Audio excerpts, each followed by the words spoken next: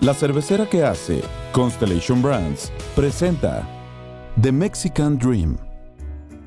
Reconocernos como países diversos ha sido una gran oportunidad de reconocer nuestras fortalezas, nuestra herencia histórica y cultural, pero también ha hecho visible las grandes brechas entre algunos sectores de la población. México, un país reconocido por su gran diversidad cultural, derivada de las múltiples manifestaciones de sus habitantes.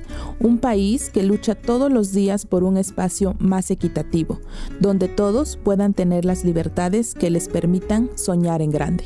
Estados Unidos es también un gran país donde convergen culturas y personas de prácticamente todo el mundo. La llamada Tierra de la Libertad, Tierra de los Sueños. ¿Qué tenemos en común? El seguro de vida de cualquier especie es la diversidad. La diversidad garantiza la sobrevivencia. Isabel Allende.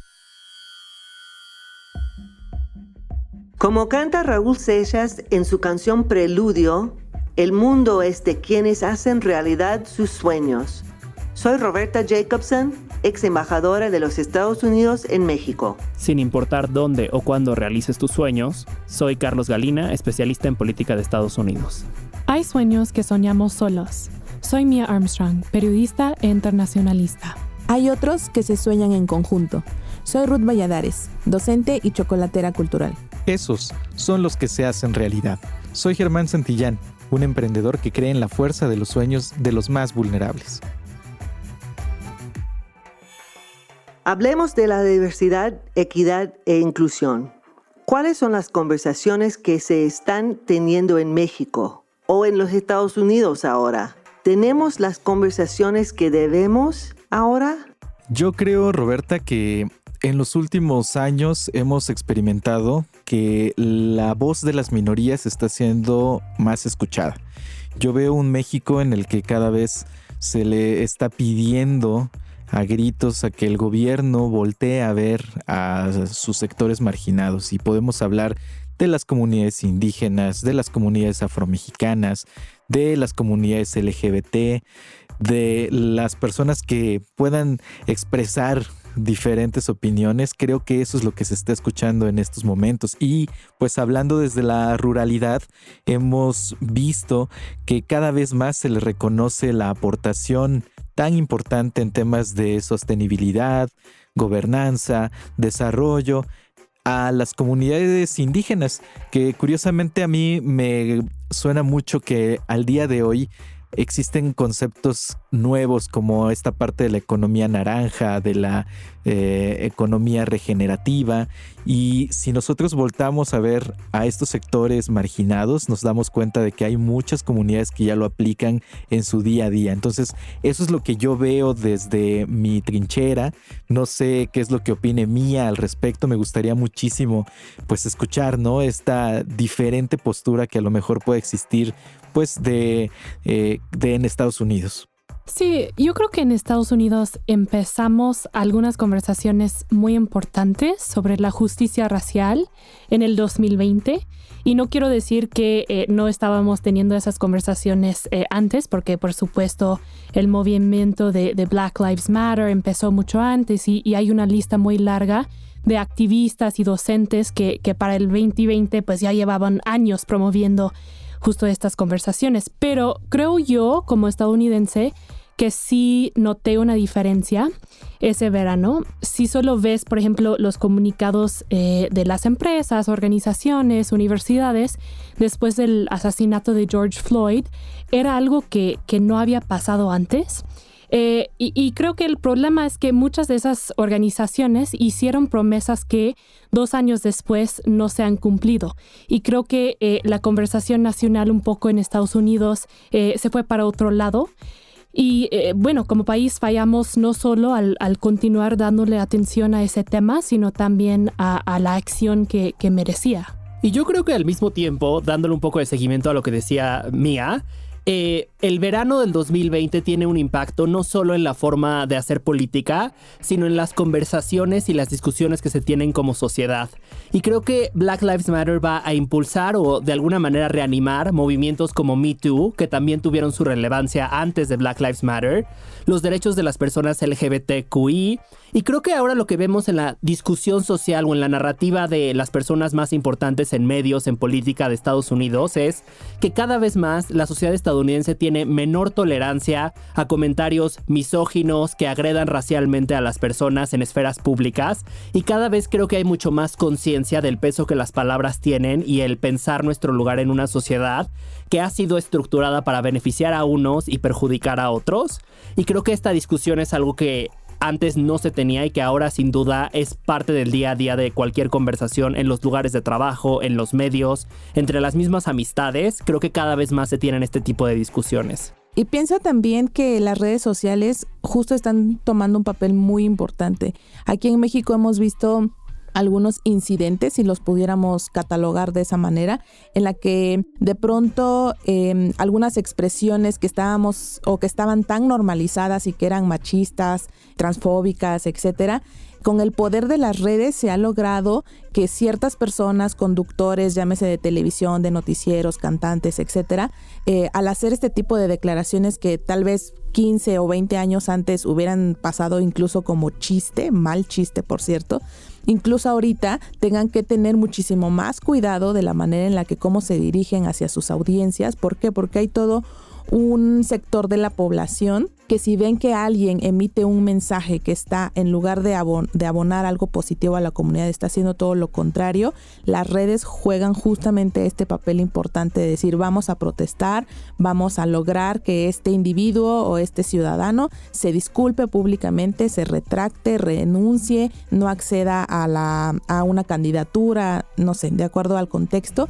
Y creo que también este poder que le estamos dando a las redes de comunicación en las redes sociales, creo que también va a ser un instrumento muy útil en cuanto a la lucha contra estas posiciones que dañan justamente este objetivo de igualdad que queremos alcanzar. Sí, muy interesante, porque muchas veces hablamos de lo mal o mal informado, hay comentario en las redes sociales, pero también podemos ver como herramienta de contabilidad de figuras públicas, ¿no? Y eso es muy importante, pero creo que hay algo también que quiero mencionar, que es regresando a un tema desde el principio de nuestro podcast.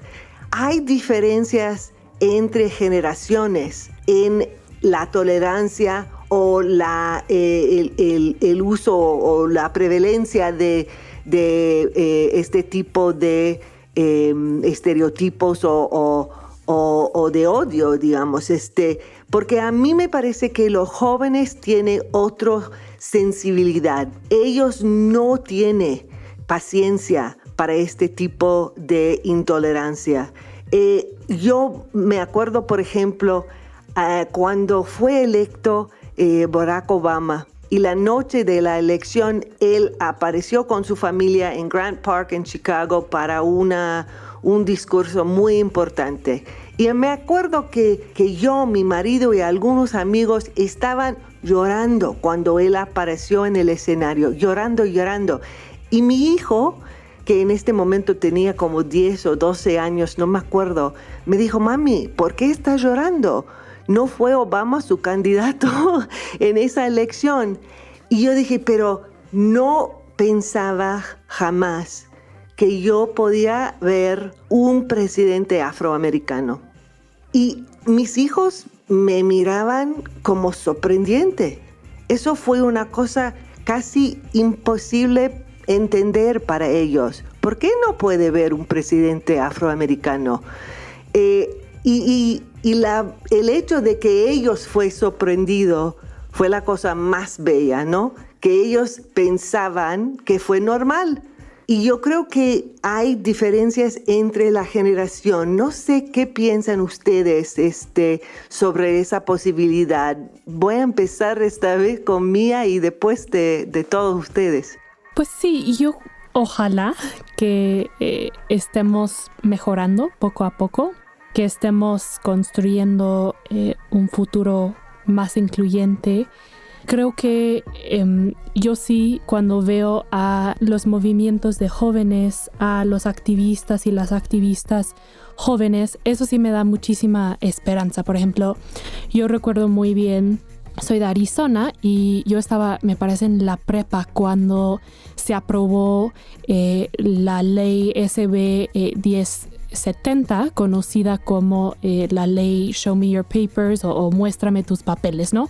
Una ley pues extremadamente racista y discriminatoria. Yo recuerdo ver los activistas y la lucha en contra de esa ley en Estados Unidos, y eso para mí fue muy impactante. Y hasta la fecha podemos ver, por ejemplo, el activismo de los Dreamers para construir un mejor sistema migratorio en Estados Unidos. Y eso es algo que a mí me da mucha esperanza y sí me da la idea de que sí estamos progresando.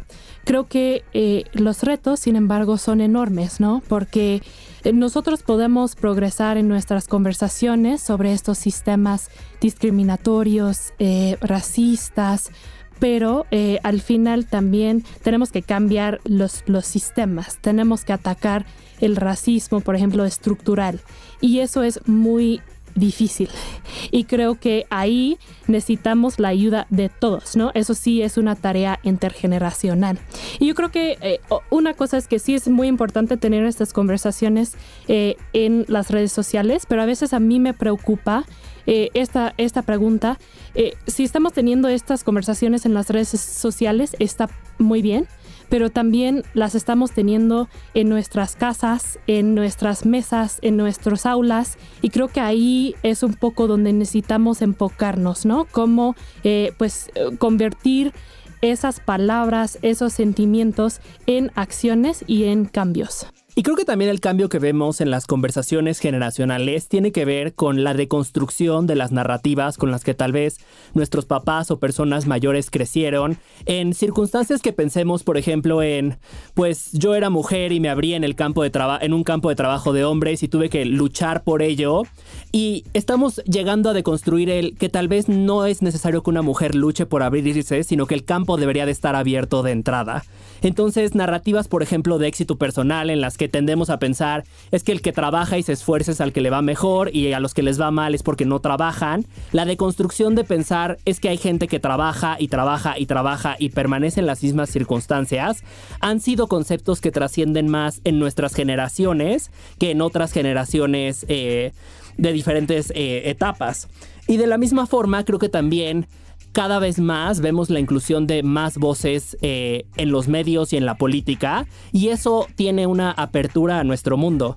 Tú, Roberta, mencionabas la inauguración de Obama, y algo que tal vez en retrospectiva se nos va la idea o no la medimos, es que Obama en su primera campaña presidencial estaba en contra del matrimonio entre personas del mismo sexo, y fue un cambio en la opinión pública de 2 o 3 años que hizo este cambio completamente radical al nivel de que ahora es legal en Estados Unidos y en muchas partes del mundo. Vemos a personas con diferentes preferencias sexuales en los programas de televisión, en los medios, abiertamente. Y esto también han sido cambios que han sido muy rápidos si nos ponemos a pensar que para los años en los que la mayoría de nuestros padres nacieron, apenas estaban pasando en Estados Unidos legislaciones de los derechos civiles de los afroamericanos en la década de los 60s. Un movimiento que se tardó años y años desde la esclavitud y la fundación de Estados Unidos en ganar esos derechos, y ahora estamos viendo la obtención de derechos y la inclusión en cuestión de años, meses o días, cuando se reconoce una nueva identidad y se trata de protegerla. Entonces también como sociedad estamos teniendo cambios muy rápidos que tenemos que aprender a manejar. Sí, muy buen punto, yo creo. Pero yo tengo 2 preguntas más que quiero atacar un poquito. Uno es, ¿cómo podemos vivir en sociedades que tienen a la vez mucho progreso en contra de la discriminación y el odio, y a la vez estamos viviendo en unas sociedades que son más y más polarizadas, en que la lengua de la política es francamente nosotros y ellos enemigos, no solamente personas con quien no estoy de acuerdo, sino también mi enemigo políticamente o económicamente, en que los crímenes de odio en los Estados Unidos está subiendo, pero enormemente, en contra de judíos, de Asia, personas de Asia, de LGBT, etc. ¿Cómo es posible que estamos viviendo en sociedades tan esquizofrénicas, digamos, con esos distintos corrientes? Y quiero escuchar un poquito de Ruth y de Germán también sobre el tema de la tradición y mezcla cultural y cómo realmente sobreviven las tradiciones en lugares donde realmente debemos protegerlos. Esas son distintas preguntas muy, muy grandes, pero queremos empezar con Ruth y después Germán y después los otros. En principio, creo que tiene mucho que ver también con la habilidad con la que contamos como sociedad y como individuos en el manejo de la información. Yo lo veo mucho, por ejemplo, con personas de la generación de mis papás o de los abuelos, que si tienen acceso, por ejemplo, a Facebook, como que de repente el no saber manejar tanta información hace que lo primero que vean, lo vean como una verdad absoluta y no hay matices en esa información. Entonces, creo que también como generaciones más jóvenes, toca un poquito ser más pacientes y más con mucha habilidad, ¿no? Sobre todo para tratar este tipo de temas con generaciones anteriores a la nuestra. ¿Por qué? Porque justo pasa lo que decía Carlos hace un momento. O sea, ellos crecieron en un contexto muy diferente al de nosotros, con menos acceso a la información, con menos oportunidad de hablar o de poner estos temas sobre la mesa. Entonces, también para ellos o para generaciones anteriores implica un esfuerzo muchísimo mayor también de entender a nosotros y por qué los jóvenes de repente no somos intolerantes, y lo ponemos entre comillas, ya no somos tolerantes ante estos comentarios que antes ellos tenían muy normalizados. Entonces creo que tenemos que encontrar un equilibrio justamente entre nosotros como jóvenes que ya queremos cambiar la sociedad, queremos construir un mundo más equitativo, pero también entender que en el día a día convivimos con personas a las que les va a ser muchísimo más difícil comprender esta situación o estos cambios, y que también les va a tomar tiempo aceptarlos. Y también tiene que ver con estos contextos más tradicionales, por ejemplo Oaxaca, que es creo que hasta mundialmente conocido justamente por preservar muchas de las tradiciones que heredaron de sus ancestros, muchas de ellas que valen la pena rescatar, algunas otras que no lo son tanto, como por ejemplo estos temas que suenan a veces a nivel nacional e internacional, como el hecho de que se casan muy jóvenes, las niñas sobre todo, que algunas de ellas todavía se llegan a negociar entre familias, los casamientos, etcétera. Entonces yo creo que también estas prácticas, que aunque no están alineadas a los derechos humanos a los que queremos volver como regla en nuestro día a día, pero también implica hacer un esfuerzo adicional para que con información, con acciones, con toma de decisiones, poco a poco estas medidas vayan disminuyendo. No se va a poder cambiar de un día para otro, porque todo cambio implica también un proceso y un tiempo, pero creo también que en lugar de condenarlas o de señalarlas únicamente, debemos de buscar una estrategia o una manera de que con acciones positivas podamos poco a poco cambiarlas. Y además son dos temas sumamente amplios. Yo he estado reflexionando en los últimos días sobre cómo es que hemos llevado nuestra vida con menos seriedad. Pareciera que las generaciones que nos precedieron se tomaron la vida muy, muy simple y con poca seriedad, que normalizaron muchos comportamientos que no le abonaban a la construcción de la misma. Y creo que este dicho que se tiene de que somos de la generación de cristal, precisamente pone en evidencia esta realidad que te platico, ¿no? Creo que ahorita no es que seamos una generación de cristal, sino que somos más conscientes del poder de los discursos, del poder de las palabras, del poder de las acciones. Y lamentablemente lo hemos estado experimentando en los últimos días. Simplemente en el gobierno de Trump, cuánto hizo daño el discurso de odio hacia pues las minorías, y bueno, pues como mexicano nos sentimos pues también agobiados por esta visión que se empezó a construir en esa narrativa. Y actualmente, ¿qué es lo que vivimos en México? Pues bueno, un problema sistemático que se está alimentando en contra del periodismo libre. Precisamente yo creo que esta falta de seriedad en los discursos y en las acciones es la que nos está haciendo mucho daño como sociedad. Es muy fácil ver a líderes políticos, religiosos, empresariales que en su momento empiezan a dictar pues discursos, y que cuando tú los analizas en su profundidad y cuando empiezas a ver su actuar al día a día, te das cuenta de una gran incongruencia que eso confunde, ¿no? Y precisamente yo creo que nuestra generación tiene esta responsabilidad de no vivir confundidos, de empezar a tener prioridades que le permitan a la sociedad construirse de mejor forma, en la que todos seamos más participativos. Y abordando la segunda pregunta, yo lo que veo en Oaxaca es un fenómeno de reconocimiento, porque sí, a pesar de que Oaxaca sea rico culturalmente, yo creo que es apenas hoy que nos empezamos a reconocer como oaxaqueños, que empezamos a reconocer que inclusive la vida comunitaria en los pueblos rurales tiene una particularidad que le aporta mucho al planeta en temas de sostenibilidad. Y por ejemplo, ahorita que nosotros estamos inmersos en el área cultural de Oaxaca, algo de lo que se ha hablado muchísimo es la parte de la apropiación cultural, ¿no? Pero nosotros abordamos mucho esa palabra de no desde adentro, sino desde afuera.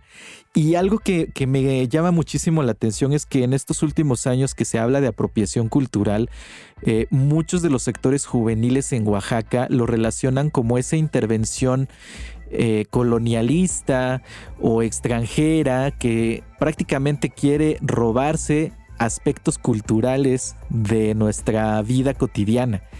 Y creo que la apropiación cultural no es mala, porque también se pudiera ver la apropiación cultural desde los sectores juveniles. Yo me pregunto, y yo también he estado experimentando, que las generaciones pasadas a veces nos critican mucho a los jóvenes porque pues queremos apropiarnos de nuestra cultura, ¿no? ¿Qué es lo que hemos visto últimamente? Que existen nuevos diseños de moda, que empieza a haber una experimentación con nuestra gastronomía tradicional, que cada vez es mayor la participación de las mujeres en la decisión política de sus comunidades, y lamentablemente estas resistencias que ponen las generaciones pasadas no nos permiten a los jóvenes apropiarnos de nuestra cultura, porque si queremos que una tradición siga viva, necesitamos darle a la juventud todas las herramientas necesarias para que de verdad sienta su cultura como propia. Y evidentemente este proceso va a hacer que conforme vayan avanzando los años, empiecen a modificarse algunas tradiciones, pero eso no quiere decir que sea malo que se modifiquen las tradiciones, siempre y cuando esas modificaciones provengan desde adentro de las comunidades. Entonces, creo que eso es algo que nosotros deberíamos de pararnos a pensar y deberíamos de reflexionar mucho. Yo creo que, resumiendo esta aportación que hago, creo que es muy importante construir comunidades congruentes, ciudadanías congruentes, capaces de reconocerse culturalmente o que tengan bien marcada su identidad, y al mismo tiempo tratar de hacerlas mejores para los demás, porque yo creo que si no participamos todos de estos valores culturales, pues muy difícilmente van a ser capaces de sobrevivir a través del tiempo. Roberta, de hecho, yo te quería preguntar a ti porque siento que muchas veces en Estados Unidos y hablamos de esta idea de breaking the glass ceiling, ¿no? Hablamos de esta idea de ser la primera. Y tú fuiste la primera y hasta la fecha la única mujer en ser nombrada embajadora de los Estados Unidos en México. Entonces, me gustaría que nos contaras un poquito sobre su experiencia como la primera embajadora de Estados Unidos en México, y también si durante su carrera en la diplomacia siente que ha habido progreso en cuanto a diversificar el grupo de líderes en la política exterior? Bueno, gracias, Mía. Y la verdad es que quiero subrayar al principio que sí, yo he visto progreso en la diversidad de nuestros líderes en política exterior. Por lo menos en 1997 hemos tenido la primera secretaria de Estado, Madeleine Albright, pero después de ella había Condoleezza Rice, Hillary Clinton. Yo mencioné al secretario Kerry, John Kerry, cuando él entró en su mandato como secretario de Estado, que fue un poco difícil para mí cambiar desde Madam Secretary a Mr. Secretary, porque he trabajado con tantas mujeres en esa posición. Así que eso fue una diferencia realmente marcada. Pero también yo fui primera secretaria adjunta para el hemisferio occidental, mujer, y después primera embajadora a México. Y yo creo que los Estados Unidos está un poquito lento en realmente llevar hasta los niveles más altos, mujeres, afroamericanos, latinos, etcétera. Yo creo que la administración de Biden está empujando en muchas posiciones de alto nivel personas minoritarias, de grupos minoritarios en los Estados Unidos. Yo creo que en áreas de mujeres estamos progresando bastante bien, pero tenemos mucho que hacer todavía. No hemos tenido una presidenta, aunque muchos países en el mundo sí ya han tenido presidentas, ni tampoco México ha tenido una presidenta, y yo creo que esas son una barrera que los dos países que a mí me parece deben romper muy, muy pronto.